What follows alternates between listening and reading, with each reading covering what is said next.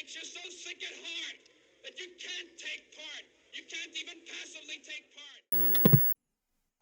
As you can tell from my previous videos as well as my Twitter feed over the course of the war, I'm incredibly disappointed by the attitude that a lot of the online left has taken with regards to this conflict.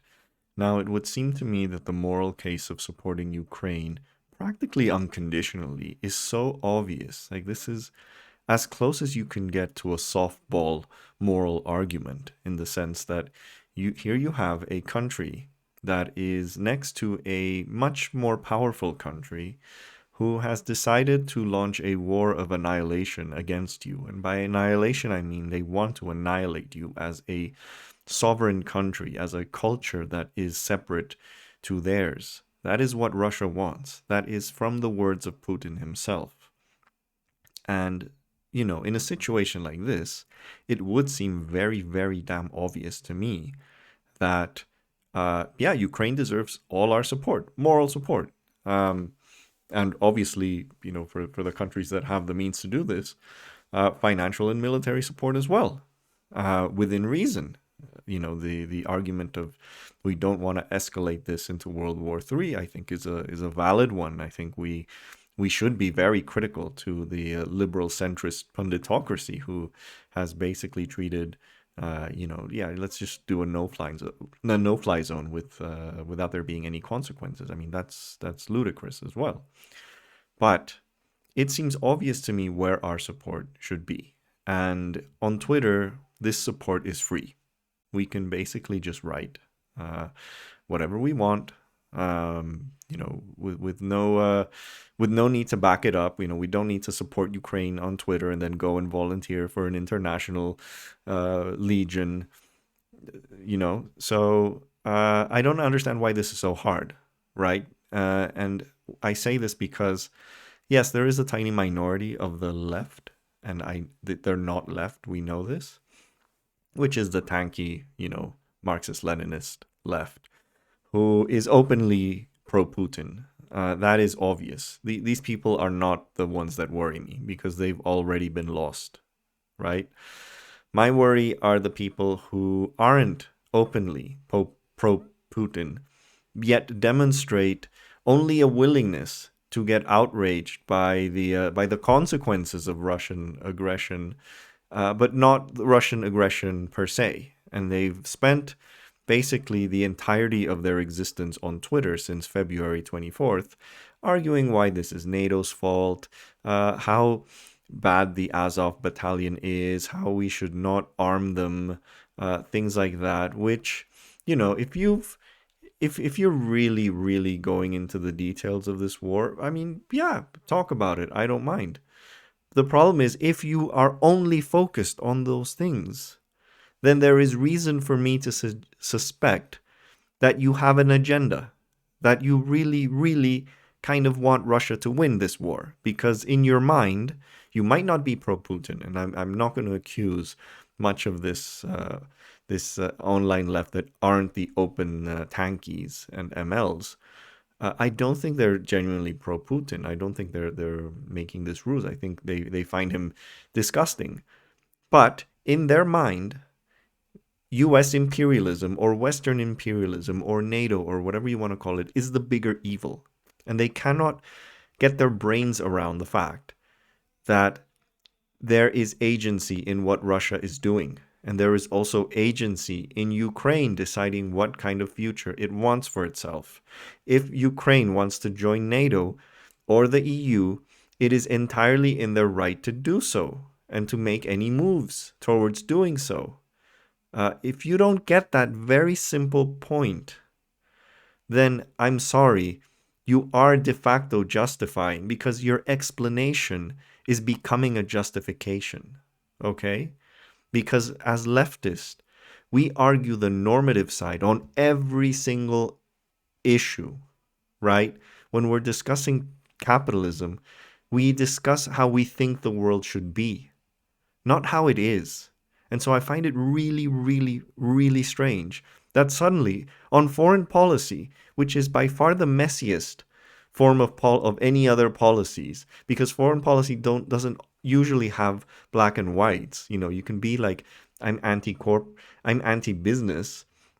Yeah, because there's hardly any good businesses. Okay, like you don't have, no one's gonna tell you, well, half of businesses are actually pretty good. No, no, no, they're all shit. Okay, uh, in foreign policy, it's really messy. Sometimes you have to support the lesser evil. You know, in World War II, again, one of the most morally easiest wars to justify. Uh, don't tell me that the US, Britain, and especially the Soviet Union didn't have some serious ethical questions behind them.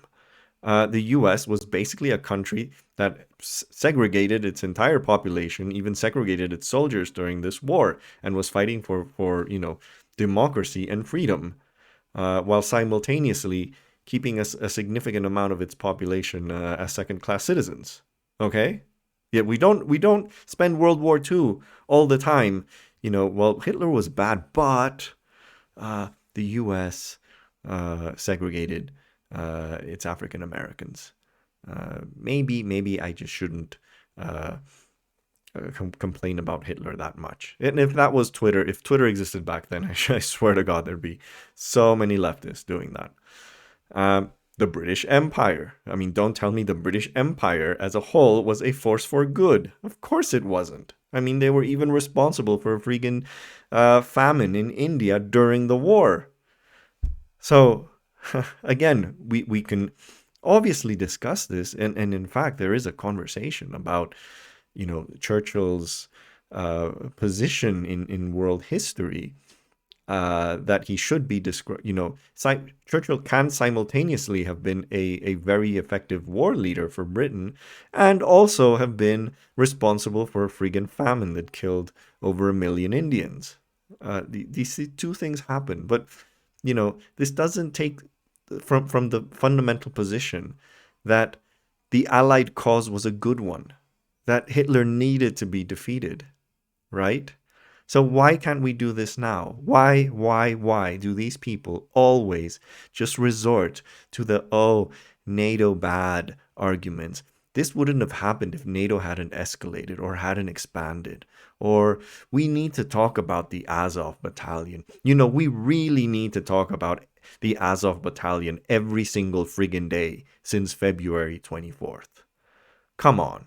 Like, you have to be able to not be that stupid to think that people don't see through this and that people don't realize what your actual agenda behind this is. Okay? Because we see it on the right all the time. When someone goes, I'm not racist, but, and then all you talk about is black crime or things like that, you're damn right we see them as racist. I'm not sexist, but, and then all you talk about is times that women did something bad to men. If you're just gonna talk about all the times that a rape claim was fake, what do you want me? How do you want me to deduce what your actual agenda is? It's the same here, absolute same here, and I don't understand why these leftists don't realize that the very same optics that they criticize, that they're able to identify when someone else is using it, they're using it as well, and then they're getting outraged. That's what pisses me off the most. Then they're getting outraged that you call them on it. And I'm just going to give one example here. I'm probably going to make another video with more people who have resorted to these kinds of arguments. But I'm going to give the number one case, because I think this is the person whose writing about the conflict has been just so absolutely disgusting from a moral perspective that it's an absolute shame that he's allowed to keep writing. And that is Branko Marcetic from Jacobin.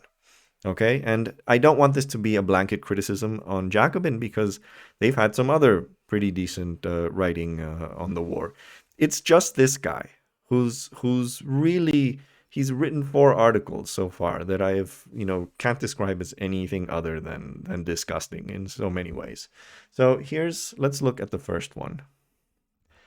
This was why Putin's Ukraine incursion. Hawks in Washington got exactly what they wanted. So this was posted, I think, literally the day of the invasion, or the day before. So this was after, well, the invasion of the Donbass separatist regions, because Russia by then had sent a peacekeeping force.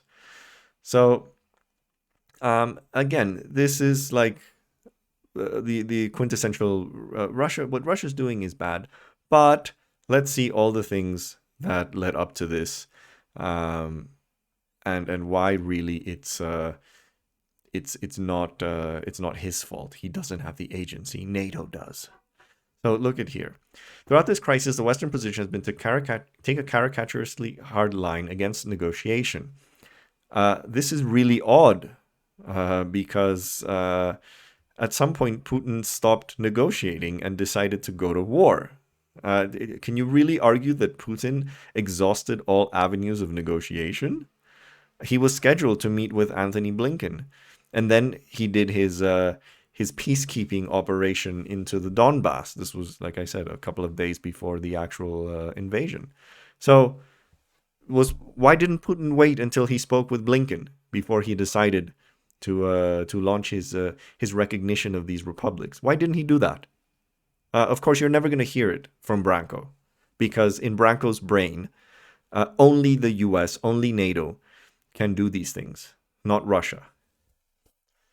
All the way back in December, Putin put together his initial maximalist opening bid, calling for most prominently a legal written pledge that neighboring Ukraine and Georgia wouldn't join NATO, for Washington to re-enter the Intermediate-Range Nuclear Forces Treaty Trump had recklessly pulled out of.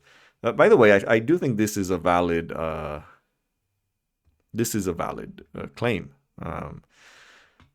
And a host of less realistic demands about NATO activities in former Soviet republics. But it was the first item on that list that was what Putin was really after. Really, again, this is the NATO expansion argument is the root cause of things. I think Branko needs a reminder of what triggered the Euromaidan protest. It wasn't about NATO. It was about an association agreement with the EU. So it was really more about the EU, which has nothing to do with NATO in terms of military. Joining the EU does not mean that you're going to have an EU army suddenly in your borders, ready to fire missiles at Russia. So that was the immediate reason of why the protest started, because the government at the time decided to reject that agreement, even though Parliament had passed it. So you had the Euromaidan revolt, you had that government kicked out, and then you had Russia respond by funding the separatist movements in Donetsk and Luhansk, which started in March of 2014, when the Euromaidan began the month before. So don't tell me there was already a festering insurrection before that. This was directly the result of this, and it was directly the result of Russia funding it. Because Russia also participated directly in the combat in the Donbass. And then they took Crimea. So don't bullshit us that this is about NATO. If there was any immediate cause of this, it was actually the EU. Okay? And you better damn give me a reason why Ukraine joining the EU is such a fucking threat to Russia that it deserves to be invaded. You better give me that goddamn argument. And guess what? Branko is not going to give that argument. Yeah.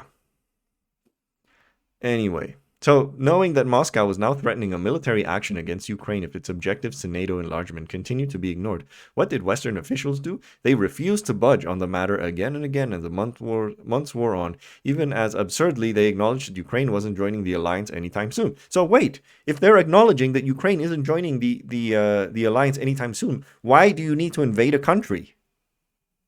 This is preposterous. This is unbelievable. How fucking disingenuous can you be to argue this point and simultaneously claim actually they weren't really serious about it, but then it's NATO's fault because they didn't get a written guarantee about something that they clearly were not even remotely close to achieving a deal on NATO membership. Yeah, it's the geopolitical equivalent of a gunman waving a pistol at your friend, demanding that you rule out any future plans to climb Mount Everest, only for you to cross your arms and refuse. So look how stupid this is his gotcha. This again places agency on the person who's being the victim of violence to accept the demands of the person who is threatening them with violence over something that they're not going to do, clearly. I would really love it if he had used an example of rape instead of a gun to their head, because then he'd realize just how absolutely ridiculous and insensitive this argument is, because he would never ever argue that. He would never take the agency away from someone who's threatening rape to someone, the way he's doing it in this example. This is disgusting, absolutely fucking disgusting. Anyway. Next article, and this is really just like the epitome of leftist stupidity, but 4 ways to counter Russian aggression that don't risk nuclear war. Take a guess what this is going to entail. Aggressively accelerate the green energy transition. Crack down on tax evasion and wealth hoarding internationally. Match humanitarian aid to the level of military assistance. Clean our own house. Now, all of these are, noble ideas. I would like to see a world in which all these 4 points are applied. The thing is, these will alter the outcome of the war itself by 0. This will have 0 effect. This may help mitigate the impacts of a future war or prevent it, but it's not doing jack shit for the situation on the ground in this war. So you might as well just say, I don't want to do anything about it. And at the beginning, he sort of takes the mask off. Here is, any direct intervention by Washington or another NATO government could easily spire into nuclear exchange that would leave untold numbers, dead, Americans included. You should read my most recent Substack piece where I pretty much go through the likelihoods of the risk of nuclear war. I tend to be on the side that I think the left overestimates the probability of nuclear war, while the centrists definitely downplay the probability of one. They don't really care. Anyway, but here's the point. Here's where the mask goes off. A deluge of weapons into Ukraine, meanwhile, isn't likely to significantly alter the military balance in the war. Gee, so far it has, because it's been how many days? It's been way more than a week since this piece was published, and guess what? The Russians have not yet inched any closer to winning the war. So these things are helping, actually, Branko. I know you don't want to think that. Isn't likely to alter the military balance of the war, which is overwhelmingly on Russia's side, but is very likely to fall into the hands of various regional extremists, including the far-right groups that are part of the Ukrainian military and National Guard, currently boasting about its fighters greasing their bullets with pig fat to kill Muslim troops, raising the possibility of Al-Qaeda-like blowback in the West, given these groups' ties to homegrown extremists. So, let's understand what he's saying here. We should not arm Ukraine, because those weapons could fall into the hands of the Azov Battalion and other far-right groups. And it'll happen like Afghanistan, where they armed the Mujahideen, which I hate to remind Branko, the entire Mujahideen were Islamists. Okay? The entirety of the Ukrainian military is not far-right. Okay? Big fucking difference. Big fucking difference. So these groups will eventually, I guess, turn into, this is going to turn into Afghanistan. Just, no like deeper commentary of how, Ukraine and Afghanistan have absolutely nothing in common. Absolutely nothing. You couldn't find 2 countries on earth more fundamentally different. But in this guy's brain, what's left of it, just because it happened in Afghanistan, it has to happen. It has to happen in Ukraine. Yeah, totally. Yeah, completely. I'm sure the Azov Battalion is going to turn into terrorists and fly planes into the Empire State Building. now. This is just so brain dead. So fucking brain dead. Now, let's be honest. The Azov Battalion has actually grown in size. It used to be a battalion of around 900 men. According to recent estimates, it's probably more like a brigade now. So there's probably about 2,500, 3,000 men. They are part of the defending force right now in Mariupol. I don't like them, but if my country is being invaded by a foreign power and I risk my country's sovereignty and culture being completely destroyed, and there's a couple of right-wing militias that are going to defend the country as well, fine with me. Fine with me. We'll sort them out after the war. And there's many ways that the West, with all the weapons that it's giving Ukraine, can demand certain degree of accountability for those weapons while providing them nonetheless. And more importantly, it can put pressure on Ukraine after the war to disband these groups. Hey, look, we fucking, thanks to us, you won. Our condition is you disband all these far-right militias. Give them their little medals, thank them for their service. That's it. No more Azov. No more other groups which use like the black sun symbol. There's a few. It's not just Azov, let's be fair. But to say that suddenly you shouldn't arm the country that's defending itself against a fucking fascist empire, because that's what Putinite Russia is, a fascist empire. This is preposterous. This is absolutely preposterous. It's clear he doesn't want Ukraine to win, and we'll see more of this in a bit. Then comes the PR bit. So then he writes, and I'm sure this was a result of some of the pushback from his previous pieces, his obvious pro-Putin slant, the Orwellian attacks against critics of NATO policy must stop. Yeah, bro. Yeah. I'll just go back to the end here, because explaining war is not justifying it. Just as important, if we don't understand how Western policy helped lead to this conflict, again, this is all priming you to think that Western policy caused this conflict. It didn't. And we don't work to veer away from similar mistakes in the future. Conflict and war is forever inevitable. Opposition to Russia in Russia to NATO's expansion goes well beyond the single figure of Putin. If and when he eventually leaves power and Western policy makers continue to plow away with the policy, yada, yada, yada, we will likely find that leadership that replaces him is no less open, creating the conditions for a permanent state of conflict. Again, what's his expertise on Russian politics and especially internal politics? This is still like, he doesn't understand that the NATO expansion argument is merely a ruse.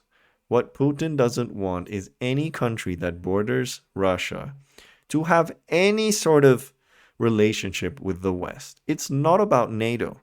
It's about the EU. It's about just being friendlier to other Western democracies than to fucking Putin's authoritarian kleptocracy. That's what he doesn't tolerate. NATO expansion made no difference, because if he was really that obsessed about NATO, he would have invaded the Baltic states in 2004 before they joined NATO. Baltic states, I should add, with Estonia pretty much in like artillery distance from St. Petersburg. So you're expecting me to believe that he's fine with NATO existing just like a weekend drive from St. Petersburg. That's okay for Putin. That's a tolerable circumstance for Putin.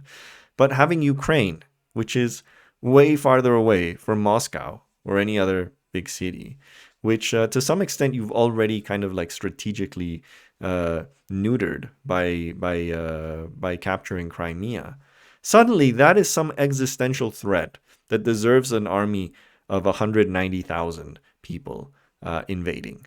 You gotta be fucking kidding me. This guy doesn't know anything about geopolitics. He has not bothered to study anything. He has not consulted with experts on the matter. He doesn't know what Putin actually thinks. He doesn't know what Russia actually does. This is all virtue signaling bullshit.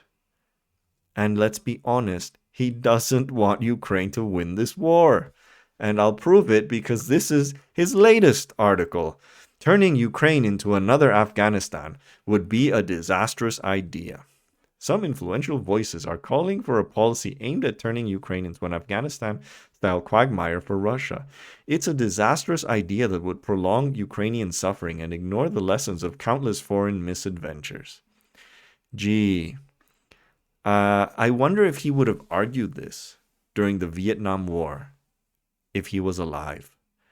Vietnam should just give up, should just surrender. You know, the imbalance of power is so much. They're just going to get their cities destroyed and bombed by B-52s. They have to stop this. They have to stop this. This is ridiculous. Then Iraq. I mean, would you? Is he arguing that he wouldn't want the Iraqi insurgency to have won? I mean, that's very strange because I thought most leftists were siding with Iraqis in that war, right? Because he's twisting the perspective. He's saying we shouldn't turn this into Afghanistan in the sense that we, the U.S., as the experience of the U.S. in these countries, but in reality, the country that is directly analogous to Ukraine now is Iraq. Or Palestine. Are you going to argue that Palestinians should just give up because you don't want more? This applies to every single conflict. And I'm so surprised that the leftists, who are the ones who are always arguing about resistance, struggle against your invader and your oppressor, suddenly when it comes to Ukraine, oh, the civilians, I can't think of the civilians. Ukraine, you just need to surrender. You just need to give in to Putin. Give me a fucking break. This is morally disgusting. This is disgusting. This guy does not give a fucking shit about a single Ukrainian. All he cares about is for Russia's victory to be some kind of win in this imaginary zero-sum game that he has, in which any win for an enemy of the West is a defeat for the West. That's how this guy thinks. And I know this because that's how so many other fucking leftists think.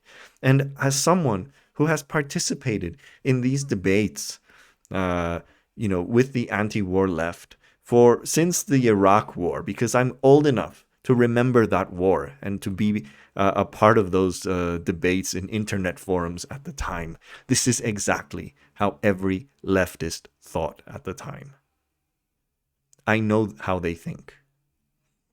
And in their brains, there is only one ultimate enemy, and that is the West. And everything that is anti-West is good. And that's why they end up supporting the most horrible despots around the world just because they're anti-US. And they pretend like they're some, victims of Western aggression when they're fucking gassing their own people. And maybe I'm just too cynical by nature to fall into that trap. But I'm really shocked that so much of the online left is not smart enough to realize the moral conundrum that they've put themselves in by using these kinds of arguments. And this is a guy who will, I'm sure, if he is accused of being pro-Putin, he'll act outraged. He'll be, how dare you? You're performing this Orwellian attitude, whatever. But look at his fucking Twitter feed. This is all he and so many others have gone on, waxing lyrical since February 24th, talking about everything, absolutely everything, except Russian aggression itself. He's quoting a tweet from the Russian arms control delegation in Vienna. Of all things, about some classified documents from the command of the National Guard which were acquired by Russian servicemen. And these confirm the covert operation by Kiev of an offensive operation in the Donbass in March. Holy shit. Let's totally believe this. And he starts with the disclaimer. If this is authentic, and that's a big if, well, why are you even sharing it if it's a big if? God almighty. And this would also change our understanding of the events leading up.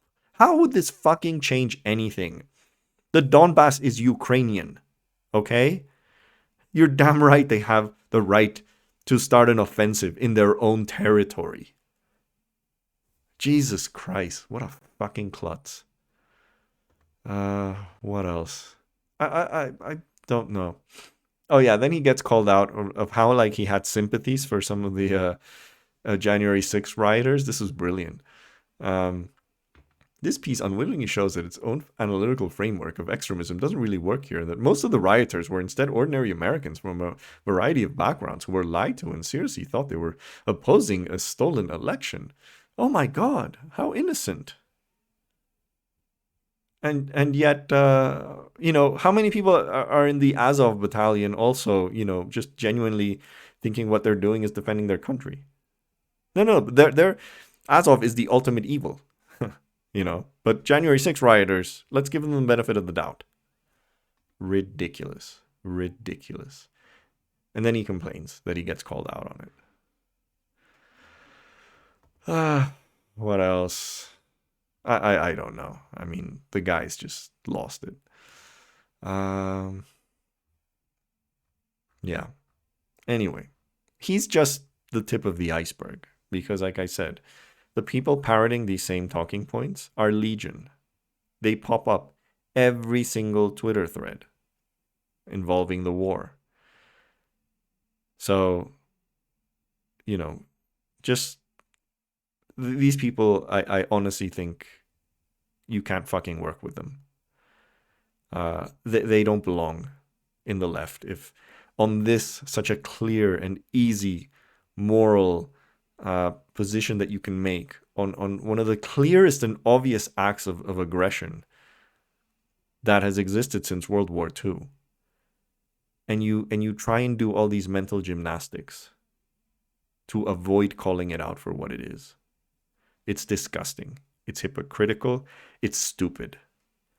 And these people are immoral and unprincipled. And they can go fuck themselves. And that's all I'm going to say. And Branko, if you by any chance see this video, anytime you want to debate, I'm up for it. On that note, if you like this video, please like, please share. Most importantly, please subscribe to this video, to this channel, sorry. And I will see you next time.